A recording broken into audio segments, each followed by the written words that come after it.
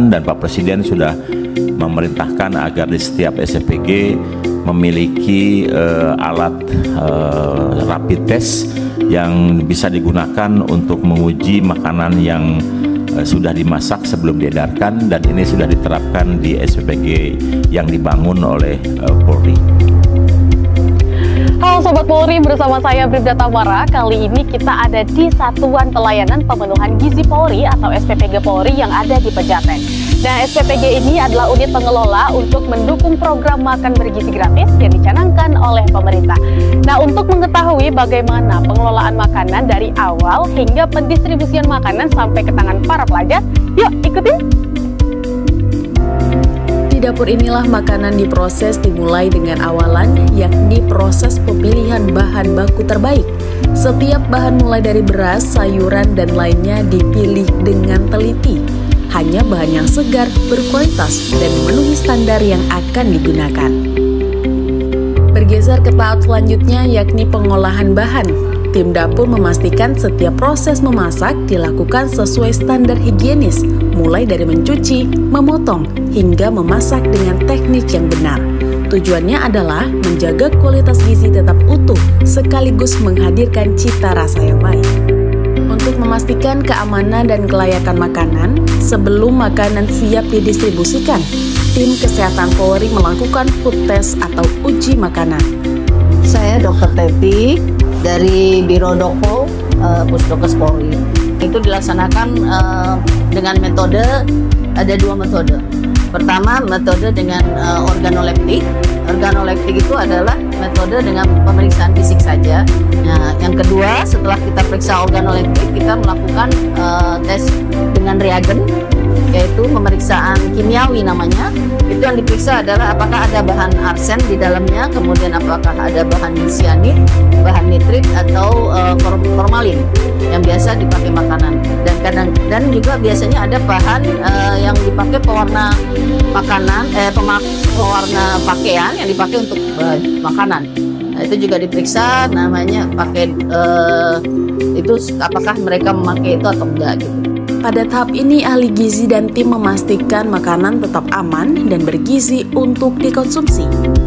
Aku dengan Zahra dari ahli gizi di SPPG.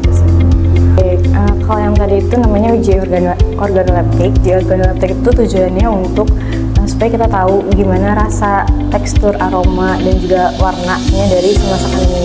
Soalnya rasanya mungkin sedikit berbeda dari yang biasanya, itu nanti bisa kita evaluasi lagi gitu.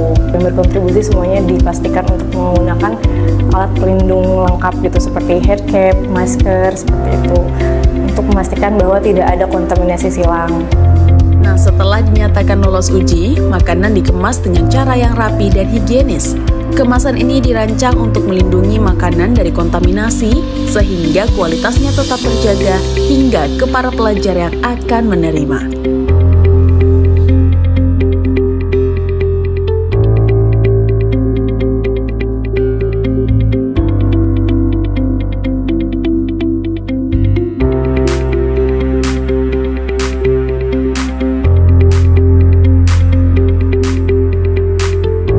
Nah, setelah proses produksi tadi, maka tahap terakhir adalah proses pendistribusian makan bergizi. Setiap alur distribusi dijaga secara ketat agar tiba tepat waktu dan makanan masih dalam kondisi baik serta layak konsumsi.